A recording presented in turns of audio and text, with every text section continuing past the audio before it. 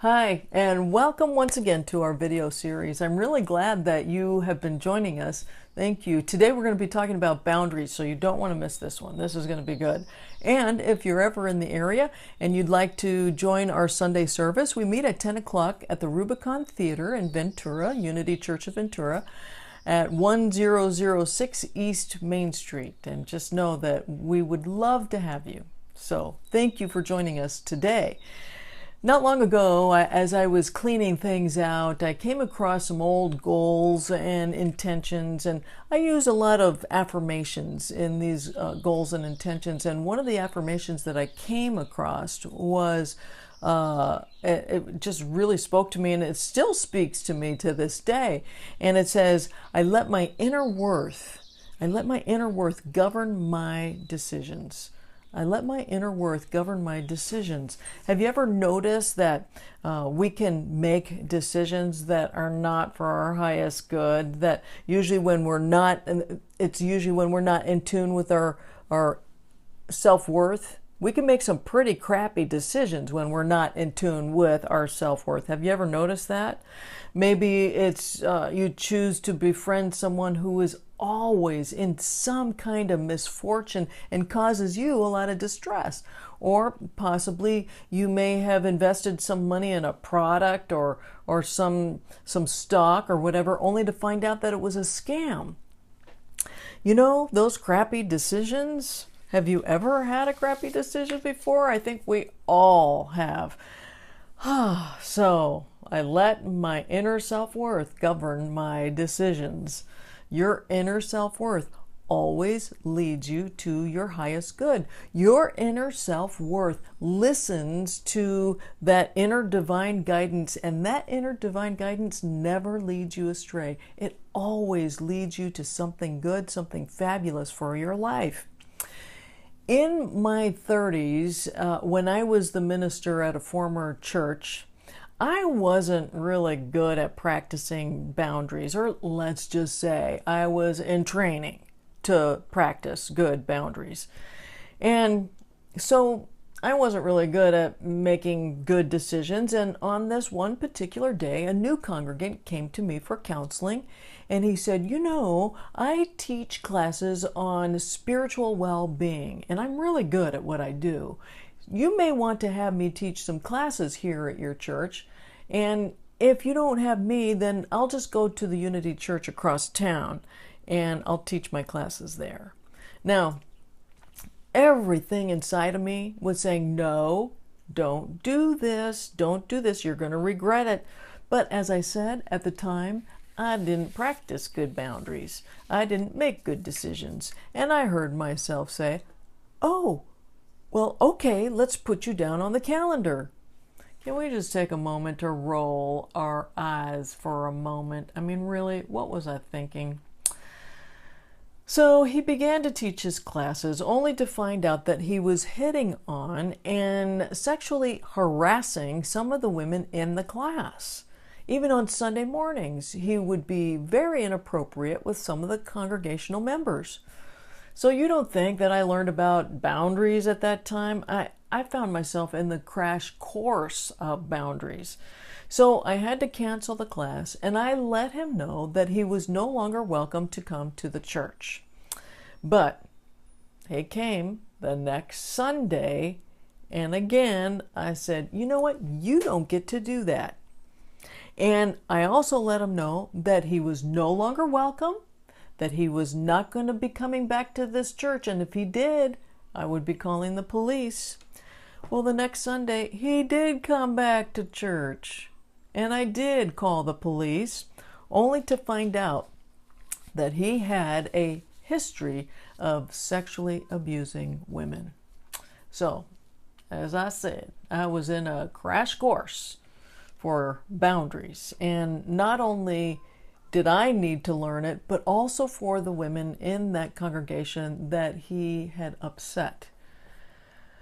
But as you know, whenever there's contrast in your life, there's always something good that comes out of it. And what the good news that came out of this was that myself and the women in that congregation learned two very valuable lessons. One was that having our inner self-worth make our decisions. And two, the most valuable lesson of all, is that the universe will always mirror back to you what you are willing to put up with.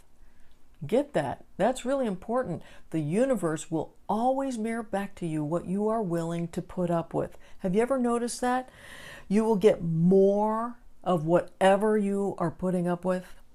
So, what are boundaries exactly? And how do they contribute to your self-worth? Well, in the physical world, boundaries are easy to see, right? There's fences, there's gates, there's hedges, there's signs. These are all physical boundaries. And their differing appearances, they all give the same message, and that is, this is where my property begins. The owner of the property is legally responsible for whatever is on the inside of that boundary. In the spiritual personal world, boundaries are just as real, but often they're harder to see and harder to define. In reality, these boundaries protect your essence, if you will. They safeguard your soul. They distinguish your energetic property. In short, boundaries will help you to keep the good energy in, and they will help to keep out those things that you don't resonate with, that really are not for your highest good. It keeps them out. So, maybe you've set boundaries in the past, or maybe there are some boundaries that need to be set in your physical reality right now. So here's the thing that I really want you to remember. When you are setting boundaries, the thing you always want to remember is that it's not about controlling the other person. It's far from that, far from controlling. It's about protecting yourself and speaking your truth. Protecting yourself and speaking your truth.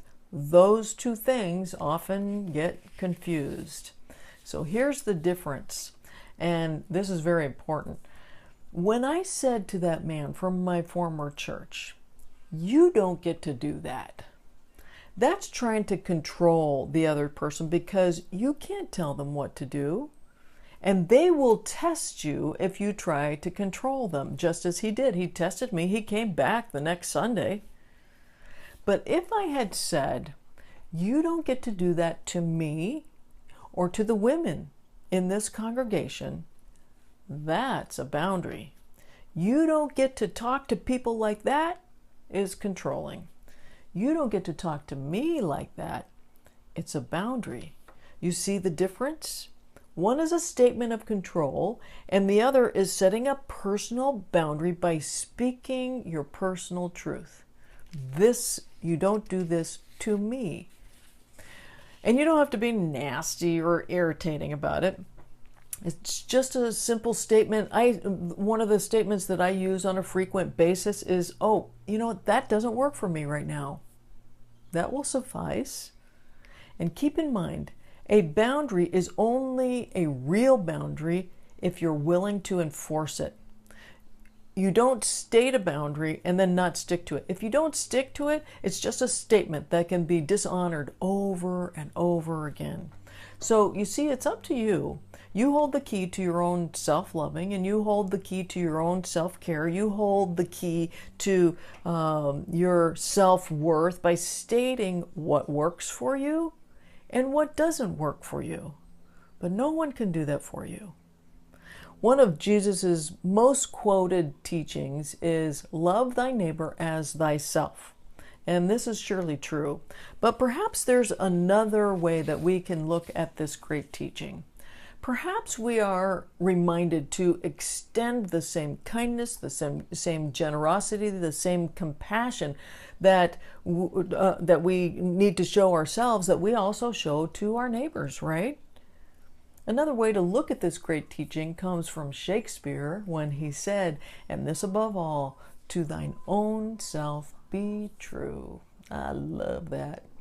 To thine own self be true. You see, it takes tremendous courage to be true to your inner self-worth. And without it, it is virtually impossible to stay on the spiritual path or to advance along the spiritual path.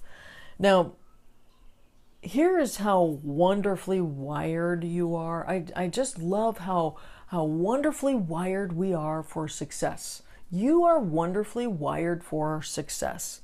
Usually you have an inner emotion that guides you to whether you are on track or off track, right? You have this inner emotion. It's usually a nudge of some kind. Remember that man at my former church, and he asked me if he could teach a class, and there was this inside emotion that said, no, don't let him do this. There was no outer evidence. There was no outer evidence as to why he shouldn't come in and teach the class. And that's usually what happens. There's no outer evidence. It's just a feeling. And I didn't listen to that inner guidance and that inner emotion, and I paid dearly for that. There were inner warning signals, but I went ahead and did it anyway. So I want to ask you a question. Why do you suppose most people don't follow their inner guidance and take action from a place of inner self-worth by placing a boundary? Why do you think that is? Well, this happens for a number of different reasons, and see if any of these reasons resonate with you. Fear of hurting another's feelings. Been there, done that. Fear of abandonment or being unloved. Fear of someone else's anger. Fear of being seen as bad or selfish. Fear of being seen as unspiritual. Fear of being shamed. Have you ever maybe gone into compliance or submission because of any of those fears? I think we all have. I know I have. And one of the first signs of needing to state a boundary is your first emotion of, this doesn't feel right. But if I don't, I have a fear of hurting another's feelings or being unloved, whatever that might be for you. You see, that first feeling can alert you to something that is not of your highest good. And it is your self-worth will act on that. And all it is your fabulous guidance system at work trying to safeguard you and guide you into another direction that truly is for your highest good. You see, you are wired for success. Now, the reason I chose today's topic is because there were some questions about last week's class on personal responsibility and the definition of boundaries. Responsibility and boundaries go hand in hand. So here's a great definition. A boundary is a place where your responsibility ends and another's responsibility begins. A boundary protects you from doing things for others that are not in alignment with your greatest joy or well-being, right? How many times have you done something that you really didn't want to do? You knew that it wasn't for your highest good. You knew that there was no joy in it, but you did it anyway, and you did it with lots of resentment. A boundary protects you from doing things for others that are not in alignment with your joy or well-being. A boundary also prevents you from settling for less. So, love your neighbor as thyself means putting up boundaries that empowers everyone, including yourself. You hold the key to your own self-care. No one can do that for you. Now, Jesus understood this principle very well. He knew that if he did not take care of himself and draw boundaries, he would not have been able to function during his 3-year ministry. Jesus healed many people who came to him, but he did not heal all of them. He often left areas where there were still people that needed his help, but he knew the boundary of self-care. He knew the boundary of self-worth. He carved out time to pray and to meditate away from his disciples, away from the masses, to spend time with God and to align himself with higher mind. That was a very high value for him. If Jesus had let others determine what he was to do, rather than working from his inner joy of being of service to other people, his ministry would not have been as effective. In fact, we probably wouldn't even know him as we know him today. He would have been burnt out. He was a great example of inner self-worth governing his choices. Now, what I'm about ready to say is very, very important. The degree that you give yourself permission to set boundaries is the degree to which these kinds of awkward situations are going to gravitate right out of your life. That's good news, right?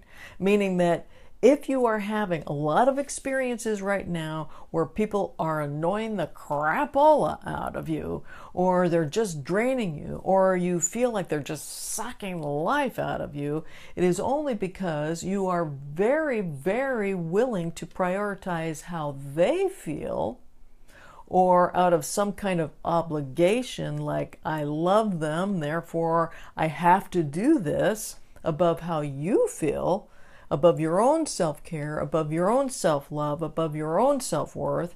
And when you stop doing that, putting other people's feelings above your own, those situations will shift, and you will also get a lot less kickback from people around you.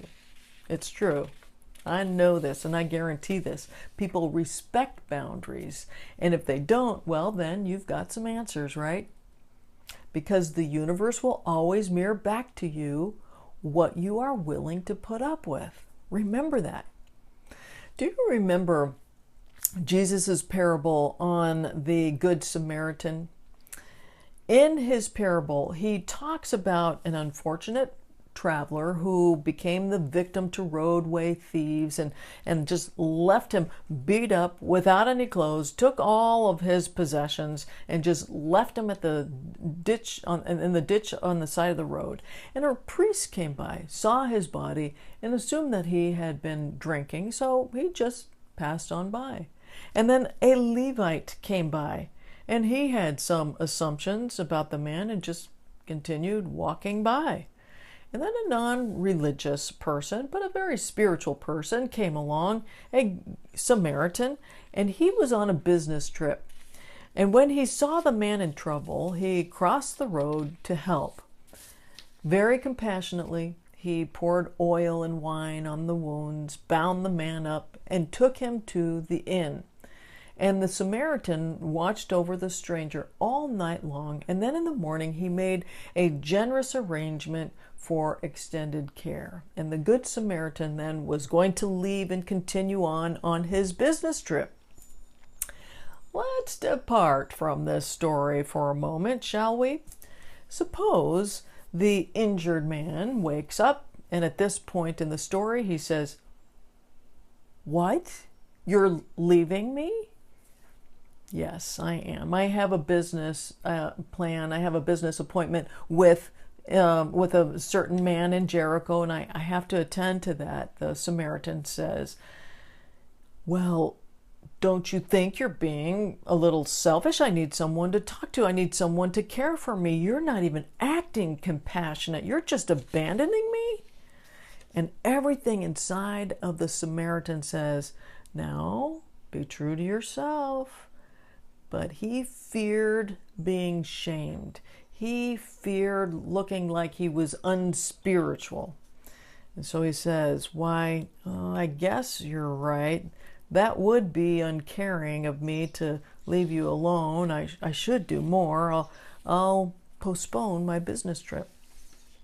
So he stays with the man for about 3 days, talking to the man, making sure he was happy and content. And on the third afternoon, there's a knock on the door, and he opens the door, and there is a messenger handing the Samaritan a message from his business contact in Jericho, which reads, "Waited as long as we could.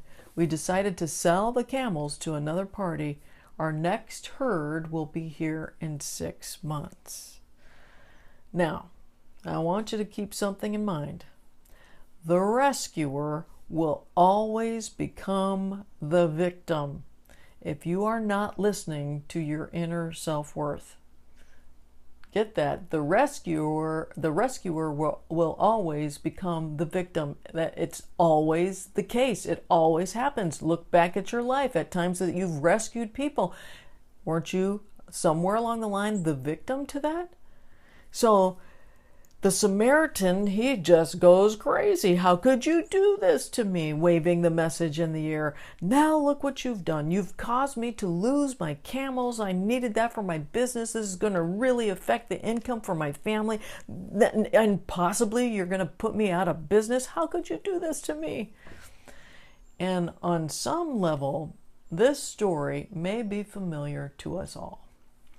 We may be moved with compassion to give someone in need, but then that particular person manipulates us in giving more than we want to give. And then we end up angry and resentful. This above all, to thine own self be true, because the universe will always mirror back to you what you're willing to put up with. You see, it's up to you. And you hold the key to your own self-love. You hold the key to your own self-worth and your own self-care. No one can do that for you. You do that for you. To thine own self be true. So here's to healthy, happy lives by drawing healthy, happy boundaries. Thank you for joining me today. God bless you. Take care. Bye-bye.